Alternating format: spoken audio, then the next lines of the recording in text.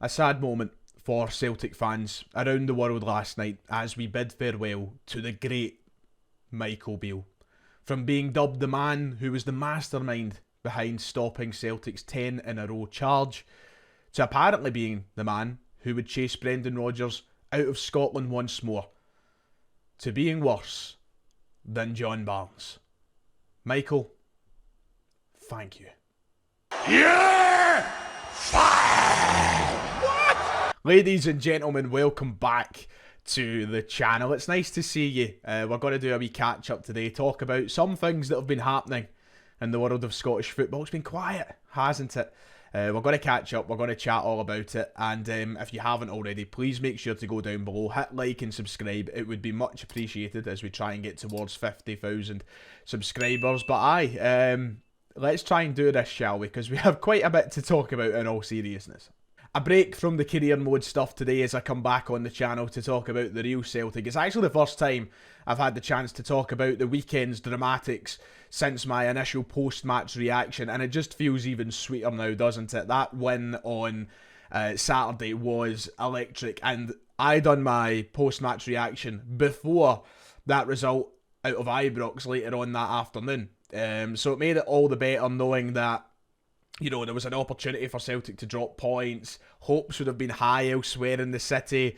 And then we score, and then Rangers go on to lose. It's tremendous. It's fantastic. I've not had the chance to talk all about that on the channel. So we're going to try and cover that today. We're going to talk about Celtic's performance of the weekend. And then we're going to have a little bit of a chin wag over the change of... change of manager, you could say, at Rangers, even though they haven't appointed anyone yet. We'll try and cover all of it. But let's start with Celtic because, yeah, it feels good. Of course, Celtic scored very late on in the game against Motherwell to get all 3 points at Fir Park on Saturday. It was a really nervy one. We thought we had the win. Then all of a sudden in the 95th minute, we're walking away with a draw. But then bang, 97th minute, Celtic score a winner. Matt O'Reilly gets all 3 points for Celtic. The spirit of that win was absolutely unbelievable. Takes you right back to Brendan Rodgers' first year in charge when we won 4-3 at Fir Park in similar circumstances. But that one felt just as special. There was a real resilience around the team, a real fighting performance, and it's something that a lot of people feared that we would lose with Brendan Rodgers coming back. Now, you know me, Brendan Rodgers, mega fan, #1 fan sitting here. I'll always speak well of the guy, but a lot of people, and, you know, myself included, did have a slight fear that maybe with Ange Postecoglou going out the door, we'd lose that sort of last-minute magic, that we never stop attitude that he brought in and obviously had so many times in big games. You know, you could argue it was moments like that that won Ange Postecoglou his first title as Celtic manager. And a lot of people feared that that would maybe disappear with Ange going down south. Has it, buggery? It's still here. It's always going to be here. It's a Celtic thing. It's incredible, and it's incredibly special. And it's moments like Saturday that make you realise what a club we support. I've seen some Motherwell fans on Twitter suggesting that Celtic fans don't understand the fundamental basics of football, with the joy and the agony that goes into the week-to-week stuff. We do. We absolutely do. Just because we win title after title doesn't mean that Celtic fans don't know hardship and don't know joyous moments like that. We get these moments and they are just as special as the last. They don't get tiresome. They don't get old. And on Saturday, that was another fine example of one of those incredibly special moments. Matt O'Reilly stepping up in a big moment when he's had a big season after a big morning when he signed a new contract for Celtic. It was really poetic stuff. And now we sit 7 clear of Rangers. We sit, 4 clear of St Mirren in second place. It's October the 2nd as I currently record this video. If you told me that by October 2nd we'd be 7 clear of Rangers and 4 clear at the top, I would have been delighted. So, aye, I understand the fundamental basics of joy and agony in football, and I'll tell you what, I much prefer the joy because Celtic are seeing a lot of that right now. It's Rodgers doing Rodgers things. Once again, a game of football that wasn't the easiest for Celtic and one that we had to dig deep in, and he got it right. He got it spot on. We had to chase the game in the final 10 minutes or so, and we got our goals, we got our rewards for that. And when heads would normally drop after an equaliser in the 95th minute, Brendan Rodgers' side didn't do that, and you've got to credit the manager for that. And I've seen a lot of people in my comment section after the game on Saturday still refusing to acknowledge a great result and be happy with the manager's influence on that. You know, some people just very, very stubborn. And listen, if I've not won you over by now, and Rodgers hasn't won you over by now, nobody's going to win you over by now, because all I do is try and bum him up something rotten. I don't understand that some of the opinions. It is just sheer stubbornness. And I get it, if you don't like the guy personally, whatever. But to say that we were rotten on Saturday, I think is just an outlandish claim. We weren't rotten. Motherwell have had a very good season. They put out a very good performance, and they made it difficult for Celtic. Not every game in this league is going to be a 3-0, 4-0 win for Celtic. It never has been, never will be, no matter the gulf in quality between sides that we play. Someone pointed out in the comment section that Ange would have had the game done and dusted in the first half with a 3-4-0 performance.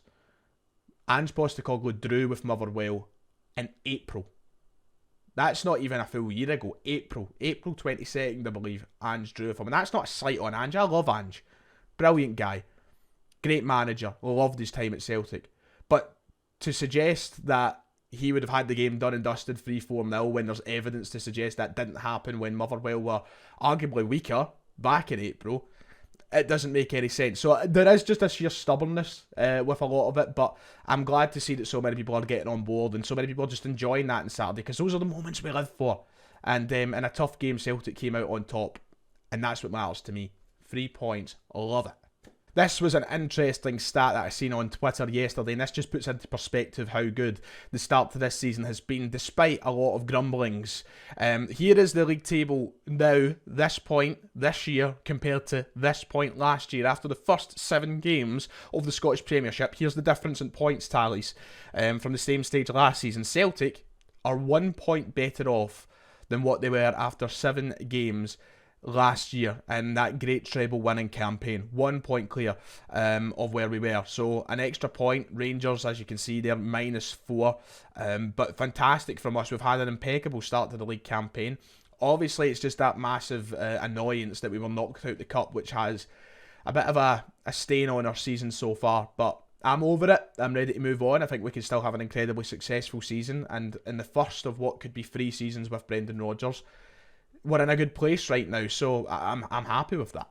Starting the Premiership campaign with no losses, obviously 6 wins, 1 draw, being 7 points clear of Rangers, 4 points clear of St Mirren. It's an impeccable start. I'm very happy with that.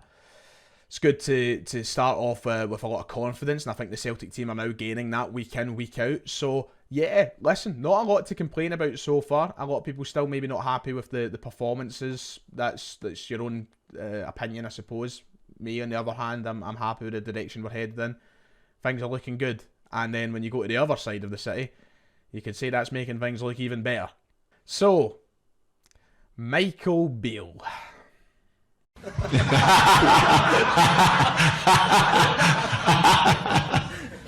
Next question. Quick disclaimer. I want to say something because I feel like there's going to be a fair amount of Rangers fans who click on this video, and I know there's a fair amount of Rangers fans who watch my channel. They appreciate the opinions that I put out there to see what's happening on the other side. And I feel like I've always done a fair enough job at trying to keep it level-headed and trying to keep it as unbitter as possible on this channel. However, I just want to put a disclaimer out there because we're talking about a guy here who's lost his job, who was so arrogant and also bred such an arrogance with a large proportion of Rangers fans online that makes this feel good, that makes this feel nice to talk about and almost makes you want to be bitter. Because Michael Beale seemed bitter. Michael Beale was so arrogant, and all I can say is get it up him. Because he has shown himself for the grade A clown that he is, and now Rangers are left in a predicament where they need to pick up the pieces and once again try and catch Celtic. So Beale is gone. He was sacked last night after that 3-1 loss to Aberdeen on Saturday. One of the most humbling moments in Scottish football history. One of the most humbling sackings in Scottish football history for one of the most arrogant men who have been involved in Scottish football. He was a clown. And he was from day one. From the minute that he walked in the door at Ibrox, he was a grade a twat. And it might sound bitter, but it's the truth. And you see that in recent days amongst Rangers supporters. Rangers supporters have started to change their view on the guy and started to open their eyes to the arrogance of the guy. Seen a lot of Rangers fans starting to get on his back for the way that he entered the club, the way that he applied pressure to former manager Gio van Bronckhorst. I think that it's not hard to see how arrogant of a guy he is. And we're going to talk about some of the comments that he made that shows that arrogance. But it's great. What a humbling, because he was dubbed as this mastermind, the guy who was responsible for stopping 10 in a row. And he's came into, I would say, probably be the worst manager in Rangers history. One of the worst managers anyway. And probably one of the worst managers between the top two sides in Scottish football history. He's up there with John Barnes. He done nothing. He had that 1-3-0 win against Celtic. Guess what? It was meaningless. And it means it stands for nothing. So, you know, he's walking away with some record. 309 days or something in the job. He didn't even last a full year. He walks away with no trophies. You'll have to see it. Talking about the guy's arrogance, I wanted to bring up a couple of things that justifies why I keep calling him arrogant and why I'm happy to see this situation unfurl at Ibrox. Now, a lot of people won't need me to explain the arrogance fact, because it's as plain as the nose in your face. He was a very arrogant manager. He said a lot of arrogant things.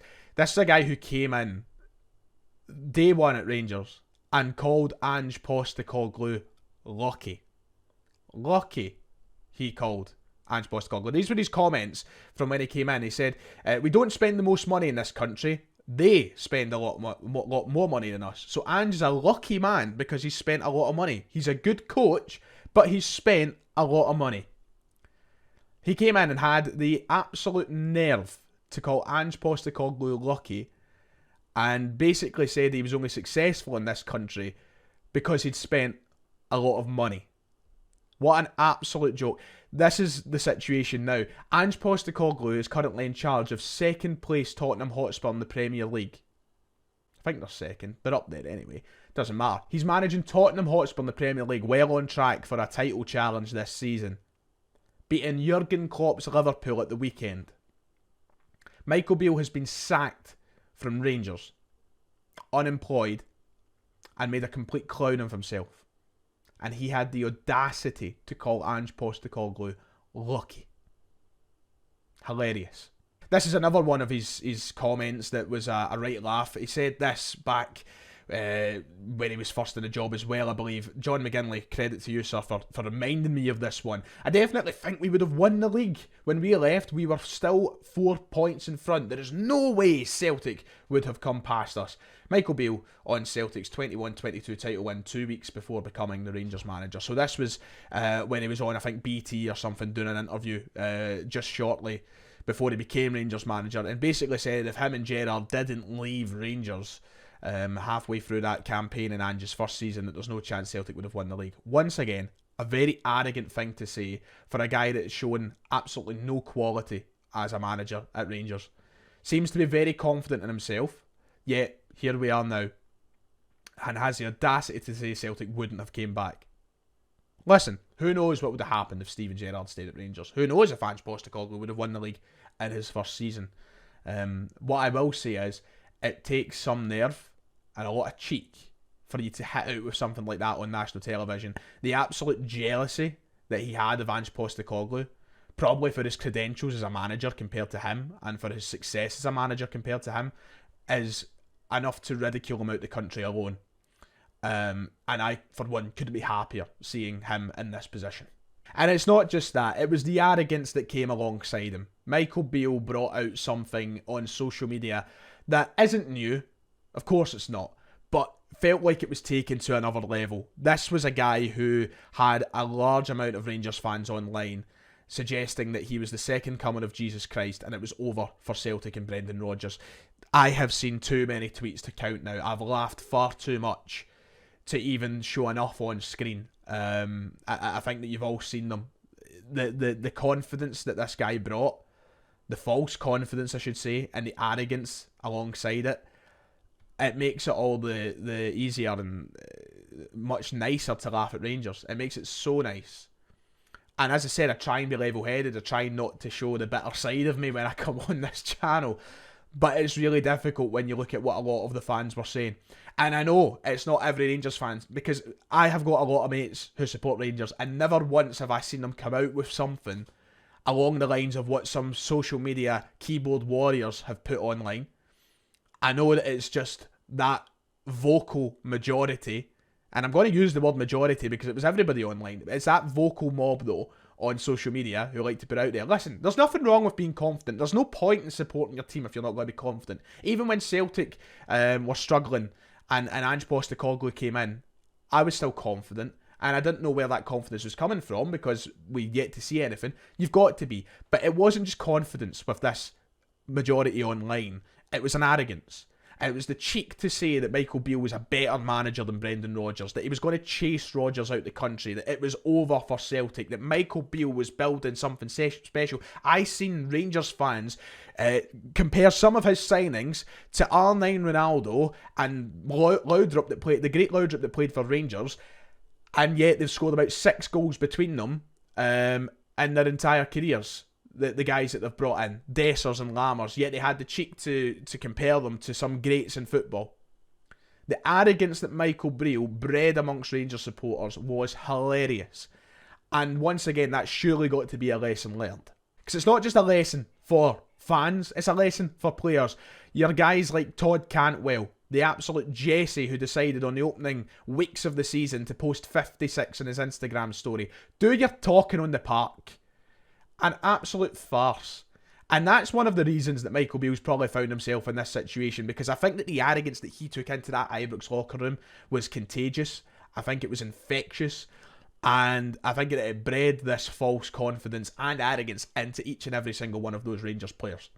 And that's why you're seeing Todd Cantwell and others go online and post stuff like that. It's hilarious. It's came back and slapped them in the face. And will this finally be the time where Rangers fans and players keep their mouths shut, wait for the evidence to be shown before they say they can challenge Celtic? Probably not. It's never going to happen, is it? It's not. But it should be. Because, wow, what a situation we find ourselves in now. How does this affect Celtic then? What do Rangers do next? Well, Alex Ray's going to be in the dugout, so that's that's funny. Alex Ray and Stephen Davis are the two guys who will be in charge of Rangers for the next few weeks. And in regards to how that affects Celtic, it probably won't, because they'll surely have a manager in place before the next derby in December. However, for Celtic, it's easy street for us for the next few weeks because Rangers are in a horrid situation. A hell of a place to try and recover. So we just need to keep going. Celtic just need to keep going week in, week out, and keep this confidence growing. If we do that, the league title is... I don't want to say the words that it's over, because it's still early days. We're, 7 games into a season, and who knows what's going to happen next. But if we just keep doing what we're doing while they scramble for a manager, it's going to be 3 in a row for us. And I'm not scared to say it, because I don't know what they're going to do. I look at that right now, I look at the situation, and being just Celtic fan aside, if I was just looking at it as a neutral from the outside, I don't know what Rangers do next. There's no obvious candidate there. There's nobody that stands out for me, and I also think it's a job that is incredibly unattractive at the minute. Yes, Rangers are a massive club. They're huge, obviously, right? But the club is a mess from head to toe. The squad is in need of serious injections in confidence and probably improvement. I don't look at that as an attractive place to go as a top manager. And that's mostly down to how the club has been run. So I don't know what they do next. As a Celtic fan, all I care about right now is where we go. And that's, for us, easy street at the minute. So I'm happy. Get it up, you Michael Beale. And next time you take a job, maybe don't go in and start slagging off other managers just because they're better than you. Anyway, that about does it for today. We play Lazio on Wednesday, a massive game for Celtic, and hopefully that's one that can continue this kind of optimism that's floating around at the minute. It's obviously going to be very tough, but I'm excited for it nonetheless. It's probably a must-win for us if we want to progress in Europe this season. So there is pressure, and it's hopefully pressure that Brendan Rodgers will manifest into a winning formula. But we'll wait and see what happens. We're going to preview that in depth tonight. We will be in the studio to record the Celtic the Thunder. That'll be live on the channel tomorrow night. If you want to get involved, make sure to jump over to the Celtic the Thunder Twitter page and get your questions in for us. But that's about it for today. Wow. What a weekend. Fantastic. Like and subscribe, and I'll see you all next time.